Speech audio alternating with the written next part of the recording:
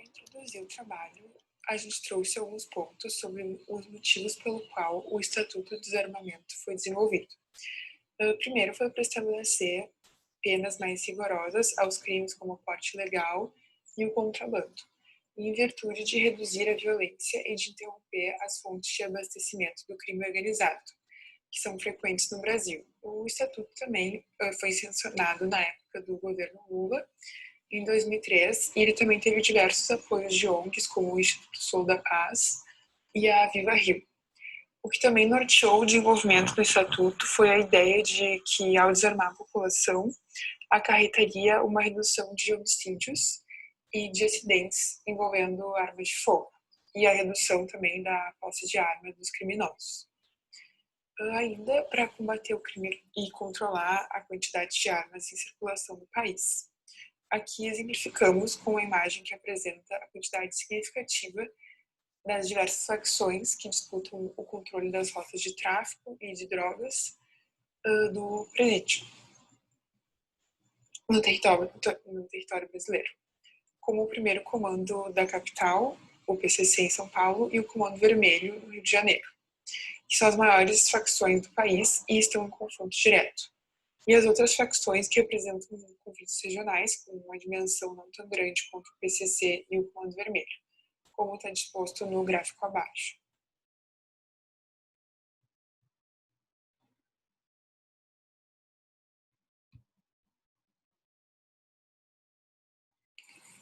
Outro motivo é o intuito de reduzir os altos índices de homicídio e de violência, considerados entre um dos mais elevados do mundo. E segundo um levantamento com base nos dados do Subsistema de Informação sobre Mortalidade do Ministério da Saúde, realizado em 1990 e 2003, o número absoluto de homicídios por arma de fogo cresceu em média 6,8% ao ano. E a partir de 2004, quando a lei entra em vigor, o crescimento cai para 1,9% ao ano. Mas ainda tem diversos pontos para serem enfrentados, como a migração das mortes por arma de fogo no país do Sudoeste para o Norte e para o Nordeste. Tiveram quedas significativas em números absolutos no Rio de Janeiro e São Paulo, que foi de aproximadamente 50%. Isso em 1996 a 2015. Mas ocorreram aumentos em outros estados, que foi o Maranhão, o Ceará, a Bahia e o Pará. Em 2004, houve um período de queda da taxa de mortalidade que ocorreu após a campanha do desarmamento, mas infelizmente foi freado por medidas que deveriam ter sido acompanhadas à entrada em vigor do Estatuto e não foram adotadas. E por isso a violência armada voltou a crescer no país nos últimos anos.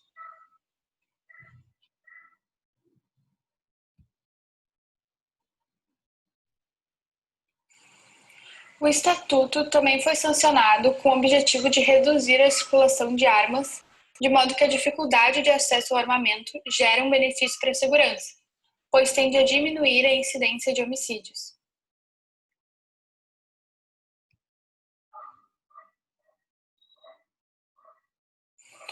Então, como dito no slide anterior, essa tendência de diminuir a incidência de homicídios e de acidentes se tornou um dos motivos centrais, pois a Lei 10.826 ela surgiu da convicção de que menos armas em circulação significaria menos homicídios e acidentes, assim salvando a vida de milhares de brasileiros. A gente ainda pode analisar que estudos e experiências internacionais de desarmamento civil indicavam que essa era uma saída possível para resolver o problema de violência que o Brasil enfrentava. Assim, a arma de fogo ela foi considerada mais um risco do que uma garantia de segurança. Eles também acreditavam que o controle das armas legais diminuiria também o abastecimento do mercado ilegal, já que a maior parte das armas apreendidas pela polícia elas eram todas legalmente adquiridas. Outro motivo para sancionar o Estatuto foi intensificar a segurança jurídica na sociedade através da criação de leis mais rígidas. Então, apesar de manter a comercialização de armas de fogo e munição legal no país, o Estatuto tornou mais restritiva a compra e o porte de armas, bem como penas mais duras para o comércio ilegal, contrabando e tráfico internacional. O porte ele é autorizado para brasileiros que consigam cumprir certos requisitos, como idade, capacidade técnica de manuseio, exercer atividades lícitas, possuir aptidão psicológica, além dos que trabalham em áreas que justifiquem a necessidade do uso. Além disso, não pode estar respondendo inquérito policial ou processo criminal e também não pode ter antecedentes. Então, possuir arma de fogo, acessório ou munição sem cumprir as determinações do estatuto, que é tê-los no interior da sua residência sem permissão, tem como pena a detenção de 1 a 3 anos com multa.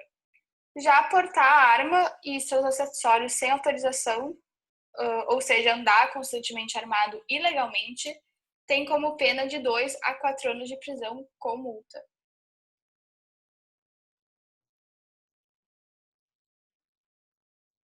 Bom, o Estatuto do Desarmamento é a política de controle de armas vigente no Brasil.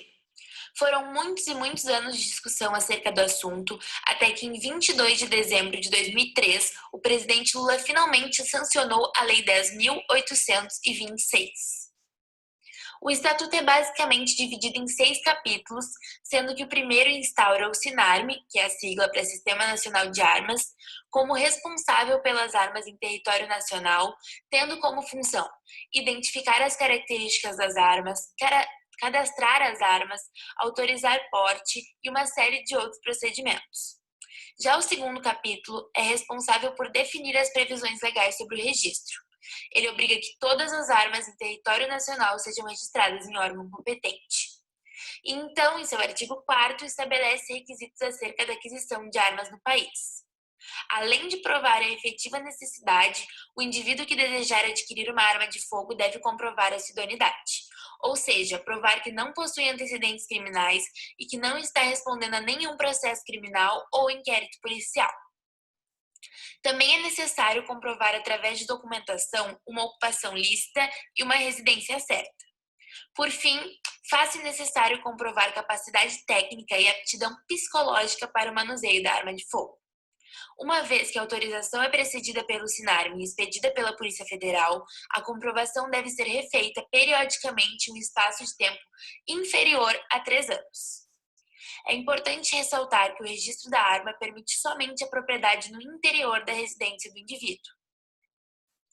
Já o terceiro capítulo orienta sobre o porte da arma de fogo, definindo como proibido no território nacional, exceto em casos específicos previstos pela lei, como, por exemplo, integrantes das Forças Armadas, guardas municipais de municípios com mais de 500 mil habitantes, agentes operacionais da inteligência brasileira, funcionários de agência de segurança privada e de transporte de valor. Uma vez que o requerente atende os requisitos do porte, sendo eles os mesmos do registro, com a adição da justificativa de efetiva necessidade do porte e também o registro da arma de fogo, cabe ao SINARME permitir e à Polícia Federal conceder a autorização. Por fim, é importante relembrar que se o portador da arma de fogo for detido ou abordado em estado de embriaguez ou sob efeito de substância química, perderá sua autorização.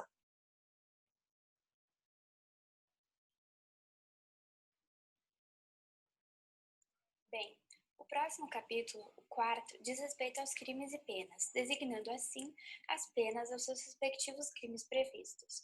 Aqui cabe ressaltar o artigo 12, que especifica a detenção de 1 a 3 anos de prisão para aquele que possuir de forma ilegal arma de fogo de uso permitido. No caso de posse ou porte de arma de fogo de uso restrito, tem-se o artigo 16, que prevê reclusão de 3 a 6 anos e multa. Também parece importante evidenciar o artigo 15, que prevê 2 a 4 anos de reclusão em caso de disparo de arma de fogo. Do 5º capítulo do Estatuto, que diz respeito às disposições gerais, pode-se salientar o artigo 33, que estabelece multa de 100 a 300 mil reais às empresas de transporte que promovam, facilitem ou permitam o transporte de arma ou munição sem a devida autorização, e a empresas de armamento que realizem público para venda, estimulando o uso.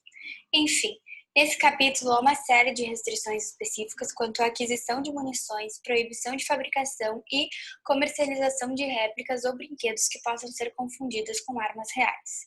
Por fim, o capítulo 6º. Nele foi especificado detalhes sobre o referendo popular que seria e foi feito no ano de 2005.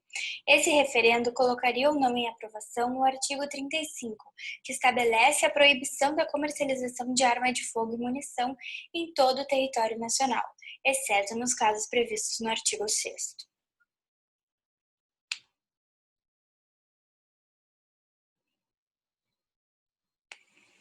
Os principais objetivos do Estatuto são controlar a compra, posse e o porte de armas no país e estabelecer penas mais duras para aqueles que as possuírem ilegalmente. No que tange à compra de armas, o Estatuto apenas aumentou o rigor para que se adquira legalmente. Os requisitos que devem ser cumpridos para efetivar a compra são obrigatoriedade de cursos para manejar a arma, ter ocupação ilícita e residência, possuir pelo menos 25 anos, não estar respondendo a inquérito policial ou processo criminal, não ter antecedentes criminais e, por fim, comprovar a efetiva necessidade da compra. Para que se tenha o porte de armas, que dá ao cidadão o direito de portar, comprar, emprestar ou manter uma arma ou munições, deve-se encaixar-se nos seguintes perfis: integrante das Forças Armadas, Guarda Municipal de cidades com mais de 500 mil habitantes ou Guarda Municipal de cidades com mais de 50 mil habitantes quando em serviço, promotor ou juiz, funcionários de empresas de segurança privada e de transporte de valores e agentes penitenciários.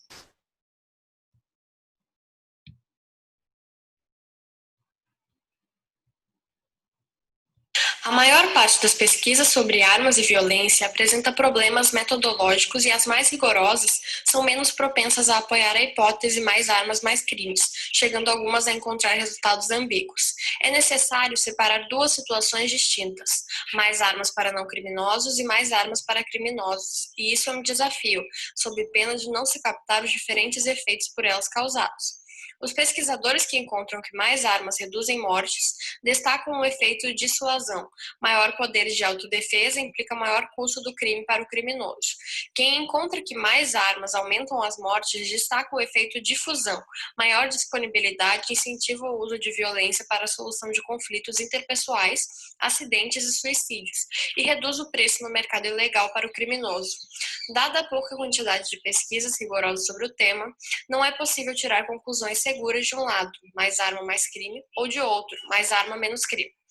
As poucas pesquisas feitas para o Brasil que buscam estabelecer uma relação de causalidade tendem a apoiar a hipótese mais armas, mais crimes, mas apenas para crimes contra a pessoa e não para crimes contra o patrimônio, que são mais numerosos. Em 2008, um estudo buscou separar os efeitos da disponibilidade de armas para criminosos e não criminosos. O estudo encontrou queda de homicídio para a prevalência de armas nas mãos de não criminosos. Essa conclusão é melhor compreendida se considerados dois cenários hipotéticos, um otimista e um pessimista, ou realista. O otimista é o cenário em que a lei de controle de armas reduz a posse de armas entre criminosos e não criminosos proporcionalmente. Assim, os efeitos da lei mostram-se ambíguos, sem evidência que suportem aumento ou redução nas taxas de homicídio. Mas o cenário realista é o que os criminosos desrespeitam a lei numa taxa maior do que não criminosos. Nesse caso, os resultados apontam para aumento das taxas de homicídio. Esses achados encontram sintonia com um estudo publicado em 2017 por dois pesquisadores brasileiros, Oliveira e Rocherol. A pesquisa busca ser metodologicamente rigorosa e se pergunta sobre a relação entre armas e homicídios na região metropolitana de Porto Alegre, que se situa no estado que possui o maior número de armas nas mãos da população brasileira no período de 2007 a 2013. Homicídios têm causas multifatoriais e a eficiência da polícia e da justiça mostrou-se fator relevante no estudo. A cada 33 prisões de foragidos haveria a redução de um homicídio com arma de fogo. A cada 20 prisões por tráfico de drogas, um homicídio a menos. Oportuno agora citar outras pesquisas feitas por pesquisadores brasileiros, que concluem que mais armas geram mais crimes. Contudo, não de qualquer crime, o que é outro ponto importante. Os resultados encontrados indicam haver uma relação causal entre uma redução na difusão de armas e uma redução nos crimes violentos contra a pessoa humana. homicídio e estupro. Ou seja, mais armas levariam a mais crimes dessa natureza. Isso é explicado pelo fato de que a arma de fogo é meio importante para a execução desse tipo de crime. A elevação na difusão de armas pode ser mais concentrada sob o domínio de criminosos do que não criminosos, e tal elevação aumenta a probabilidade de conflitos interpessoais serem resolvidos com o uso de arma de fogo. Com relação aos crimes violentos contra o patrimônio, roubo, a relação encontrada foi oposta, em que menos armas estariam causando mais desses crimes.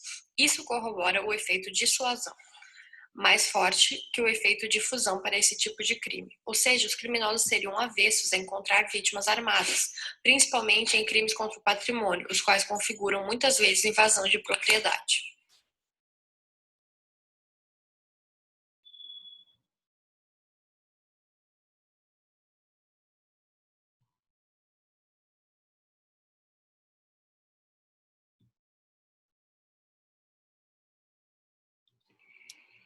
Bom, pessoal, agora nós iremos abordar o controle de armas pelo mundo. Para isso, nós iremos comparar a situação de dois países, o Japão versus os Estados Unidos. E essa comparação, ela não foi feita em vão, uma vez que esses dois países possuem IDHs muito elevados e também PIBs muito grandes, são países muito ricos. Os Estados Unidos, começando por ele, apresentam um baixíssimo controle em relação ao porte e à posse de armas. A legislação americana em relação a esse quesito de armas, ela é estadual, o que possibilita e também em muitos casos influencia que os próprios estados exerçam uma competição entre si para ver qual deles tem a legislação mais branda e para isso atrair mais compradores de armas. Muitos estados americanos, como o Alabama, possuem mais armas registradas no seu estado do que o número de habitantes e do que a média de cada um desses habitantes apresenta de armas.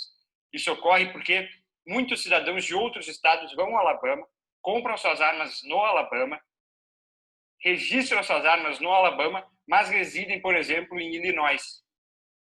Isso dificulta também o controle estatal e a fiscalização estatal perante as armas, tanto o porte quanto a posse de armas pelos Estados Unidos. A polícia americana, ela é fortemente armada. Isso tem uma explicação. Primeiro, que a polícia americana enfrenta grupos criminosos que também são fortemente armados, ou seja, a polícia americana necessita, em tese, de armamentos para combater de igual para igual esses grupos criminosos. Todavia, a violência policial americana ela é constante e frequente há décadas. Nós tivemos, infelizmente, um exemplo dessa brutalidade policial, com o assassinato de George Floyd no começo desse ano, na cidade de Minneapolis, nos Estados Unidos. Os Estados Unidos e os americanos em si, eles possuem milhões de armas de todos os tipos, de canos curtos, canos longos, porte pequeno, médio e grande. Os Estados Unidos tiveram mais de 30 mil mortes por arma de fogo no ano de 2015. E eles apresentam altíssimos índices de violência no geral, principalmente nos grandes centros urbanos. Agora, do outro lado da moeda, nós temos o Japão. Essa ilha asiática, ela apresenta um rígido controle em relação aos armamentos. O consumo de álcool, ele é controlado. Todo cidadão que possui uma arma, ele tem que fazer testes a cada 3 anos, psicológicos, físicos e de pontaria em relação à arma e de manuseio da arma também. A legislação japonesa é federal, o que facilita o controle e a fiscalização daqueles cidadãos que apresentam armas. A polícia japonesa é desarmada. Ela possui, na sua grande maioria, armas de choque. No Japão, foram disparados apenas 6 tiros pela polícia no ano de 2015. O Japão apresenta menos de uma arma a cada 100 habitantes. O Japão teve 6 mortes ocasionadas por armas de fogo no ano de 2015 e, por isso, apresenta baixíssimos índices de violência em todo o país. Países com IDHs altos, PIBs elevados, mas com situações em relação ao controle de armas completamente distintas. Esse é o caso do Japão versus os Estados Unidos.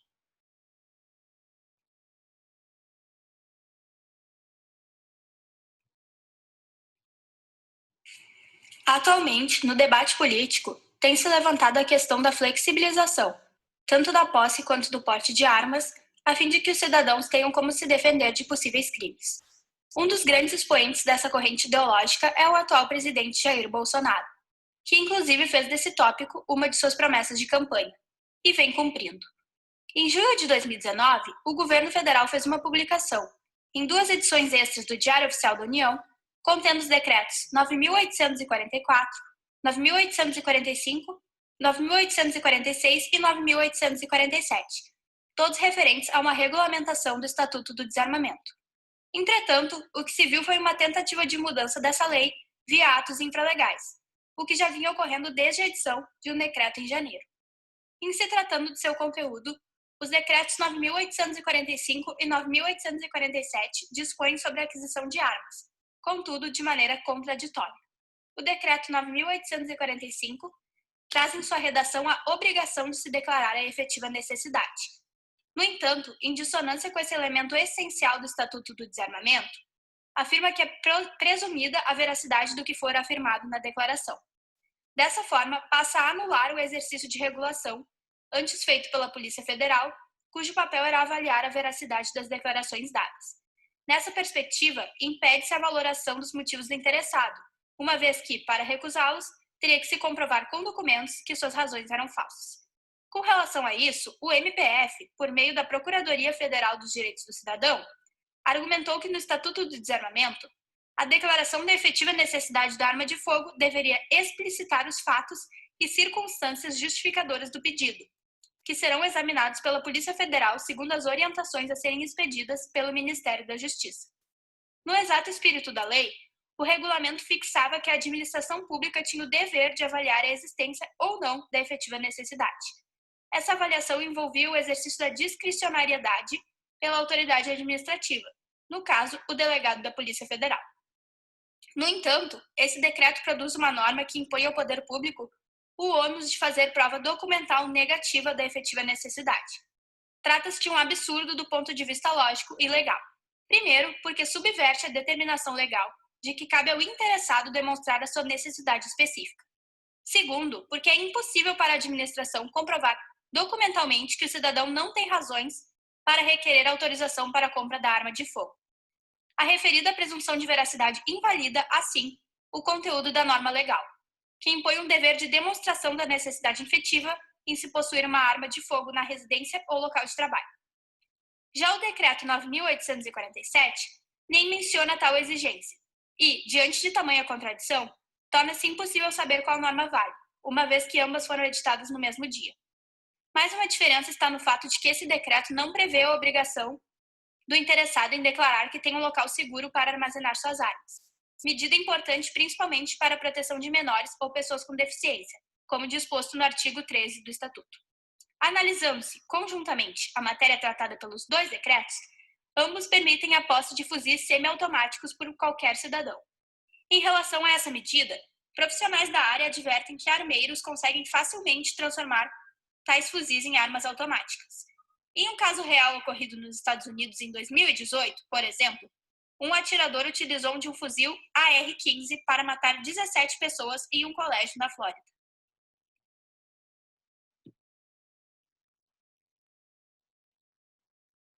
Vários estudos pautados em um cenário mais antigo da sociedade em que a flexibilização do porte de armas era maior, já evidenciaram a ineficiência de armar os civis, porque ao invés de diminuir a violência, a flexibilização do porte de armas acaba aumentando o número de armas e de munições circulando dentro da sociedade, e isso contribui com o aumento dos índices de homicídio, suicídio e até mesmo com o abastecimento do crime organizado. A partir da flexibilização recente, passou a existir um conflito entre o Estatuto do Desarmamento e os decretos, porque os decretos liberam o porte de arma para determinadas categorias profissionais, aumentam o número de munições permitidas por indivíduo e também aumentam a diversidade de armas, possibilitando acesso a armas com maior potencial lesivo. Além disso, também aumentou o espaçamento de tempo entre as avaliações psicológicas que são necessárias, né, para quem vai portar o armamento, para um período de 10 anos. E isso contraria as recomendações dos psicólogos, porque eles acreditam que é um período muito extenso. E nesse meio tempo pode ocorrer diversas coisas na vida, tanto do civil quanto do militar, que podem afetar a sua saúde mental. Outro ponto importante é que os decretos referentes à flexibilização são inconstitucionais, porque eles não podem inovar a ordem jurídica, eles são apenas atos administrativos. E tendo em vista esses argumentos, para que houvesse uma maior estabilização da situação social, seria preciso que houvesse que se mantivesse, né, a rigidez do Estatuto do Desarmamento, juntamente com reparações no Código Penal e nos sistemas das corporações militares, tanto ostensivas quanto investigativas, porque a flexibilização do porte de armas só agravaria a situação da sociedade e colaboraria com o aumento dos índices de violência e criminalidade. Apesar do que certos líderes políticos atuais promovem, a população a favor do desarmamento ainda é maioria no país. Uma pesquisa da Datafolha demonstrou que 66% dos brasileiros adultos consideram a posse de arma de fogo como uma ameaça à vida. Dentro desses 66%, a maioria tratam-se de mulheres, negros e pobres, que provavelmente serão o alvo dessa situação. Uma outra consequência trata-se de que, quanto mais armas legais no mercado interno, mais armas ilegais haverão. Além disso, percebe-se por meio de uma pesquisa do Instituto Sol da Paz, realizada em São Paulo, que de 4 armas apreendidas pela polícia, 3 são brasileiras. Mais de 60% delas foram fabricadas antes do Estatuto do Desarmamento, quando o controle era muito menor. Nesse estudo, podemos perceber que 850 mil mortes por arma de fogo poderiam ter sido evitadas em nosso país. Ainda existem as questões sociais que são de vital importância para essa situação. O racismo, sendo estrutural, é uma consequência intrínseca da liberalização, porque já ocorre um genocídio da população preta por meio de armas de fogo com a violência policial institucionalizada. O aumento de armas legalizadas transformaria esse genocídio em uma situação cada vez pior.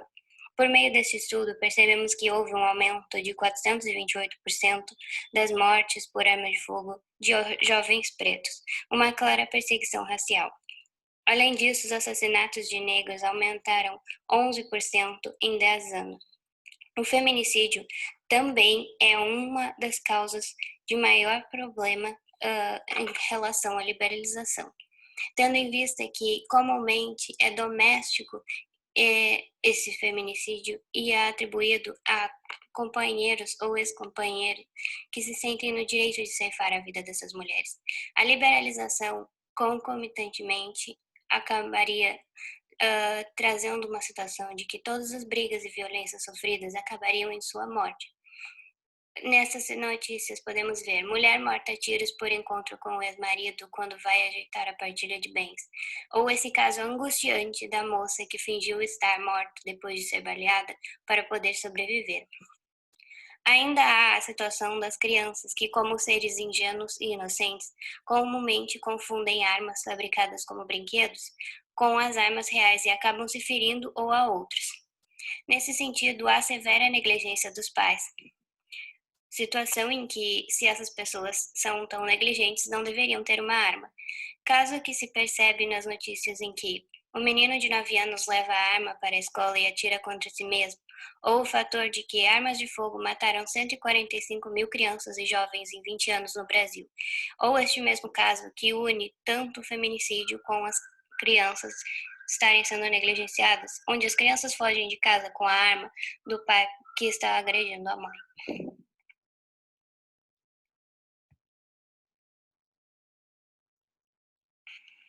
Uma flexibilização do acesso do porte de armas pode ter sérias repercussões na sociedade, uma vingança privada, que tem como exemplo o indivíduo que atua nas suas fantasias de punir aqueles que o humilhavam ou assediavam.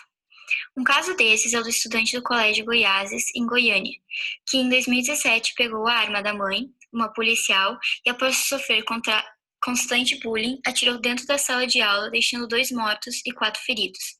E foi a coordenadora que o convenceu a travar a arma. Nesse acontecimento e em muitos outros, o indivíduo vê o caso do tiroteio em massa de Columbine, em 1999, nos Estados Unidos, como uma inspiração para o ataque. Nesse caso, 2 alunos que, após sofrerem com intimidação e opressão, mataram 12 estudantes e um professor e depois se suicidaram. Isso é apenas um dos cenários do que a flexibilização pode agravar. Nos Estados Unidos, onde há um menor controle de armas, em 2019 ocorreram 250 tiroteios em massa. Outro tópico a ser discutido no debate sobre o controle de armas é como a liberalização irá impactar nos casos de suicídio no Brasil. Por ser um ato impulsivo, ter a arma à disposição satisfaz o impulso sem ter tempo para refletir. Tendo a restrição ao acesso, contribui para que a idealização suicida não se concretize. Mesmo tendo a possibilidade da substituição do método, muitas vezes será para um meio menos letal, aumentando as chances de sobrevivência. É possível ver a diferença que políticas públicas na dimensão do acesso a armas fazem em 2 casos. O primeiro, nos Estados Unidos, onde o risco de suicídio é maior nos estados com mais proprietários de armas. No país, o suicídio é a 10ª maior causa de morte, sendo usado em metade delas as armas de fogo. Outro caso é o da Austrália, que reduziu o número de suicídios e homicídios ao tirar armas de circulação com as restrições legais que começaram em 1996.